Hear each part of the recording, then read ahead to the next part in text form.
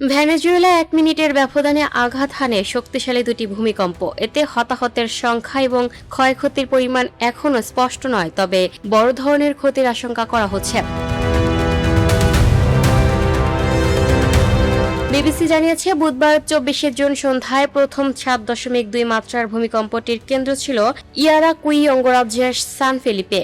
এর 39 সেকেন্ড পর আরও শক্তিশালী একটি ভূমিকম্প হয়, যার মাত্রা 7.5 ছিল বলে যুক্তরাষ্ট্রের জিওলজিক্যাল সার্ভে জানিয়েছে। দ্বিতীয় ভূমিকম্পটির কেন্দ্র ভেনেজুয়েলার ইউমারেস শহর থেকে প্রায় 23 কিলোমিটার দক্ষিণ পূর্বে অবস্থিত।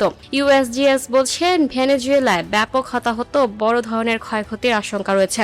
দ্বিতীয় প্রধান ভূমিকম্পের পর 10,000-এর বেশি প্রাণহানির আশঙ্কা 44% এবং 1 লাখের বেশি মানুষের প্রাণহানির আশঙ্কা 30%। যুক্তরাষ্ট্রের সুনামির সতর্কীকরণ ব্যবস্থা ভেনেজুয়েলায় যুক্তরাষ্ট্রের ভার্জিন দ্বীপপুঞ্জ এবং ব্রিটিশ ভার্জিন দ্বীপপুঞ্জের জন্য সুনামির সতর্কতা জারি করেছিল, তবে তা এখন প্রত্যাহার করা হয়েছে। ভেনেজুয়েলার রাজধানী কারাকাসে ভূমিকম্পের পর ভবন ধসে পড়েছে, জ্বালানি সরবরাহ বন্ধ হয়েছে এবং ধ্বংসস্তূপের নিচে মানুষের সাহায্যের জন্য আহ্বান জানাচ্ছে।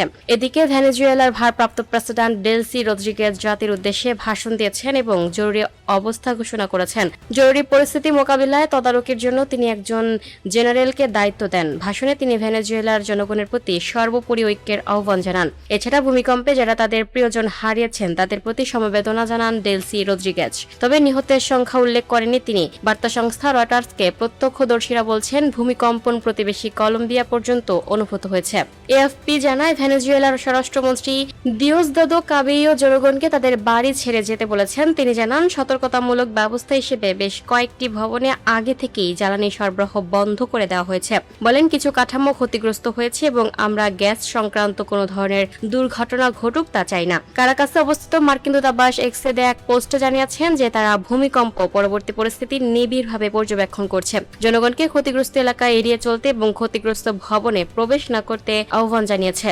বিবিসি বলছে, প্রথম ভূমিকম্পটি স্থানীয় সময় সন্ধ্যা 6টা 4 মিনিটে আঘাত হানে। ওই সময়টা সাধারণত ব্যস্ততম যানজটের সময় হয়ে থাকে। তবে 24 জুন ভেনেজুয়েলা একটি জাতীয় ছুটির দিন। 1821 সালের কারাবোবো যুদ্ধের স্মরণে দিনটি পালন করা হয়, যেখানে ভেনেজুয়েলার স্বাধীনতা সংগ্রামের নেতা সিমোন বলিভার স্প্যানিশ ঔপনিবেশিক শক্তির বিরুদ্ধে বড় ধরনের বিজয় অর্জন করেছিলেন।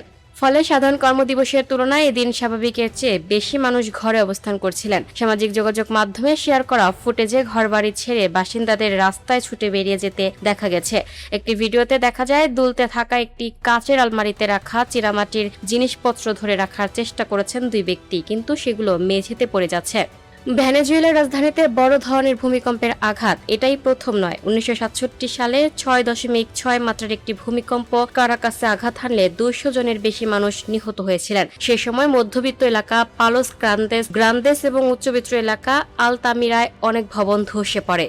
এই দুটি এলাকায় বুধবারের ভূমিকম্পেও আবার ক্ষতিগ্রস্ত হয়েছে। স্বরাষ্ট্রমন্ত্রী দিওসদাদো কাবেলো রাষ্ট্রায়ত্ত টেলিভিশনকে জানিয়েছেন যে সেখানে ভবন ধসে পড়েছে। বৃহত্তর কারাকাস মহানগর এলাকার একটি অংশ চাকোয়ের মেয়র গুস্তাভো দুদে সায়েজ বলছেন যে তার এলাকায় অন্তত 2টি ভবন সম্পূর্ণভাবে ধসে পড়েছে। তিনি জানান, 18 জনকে জীবিত উদ্ধার করা হয়েছে এবং 500-এর বেশি জরুরি কর্মী ঘটনাস্থলে আরও বাসিন্দাদের উদ্ধারের চেষ্টা করছে।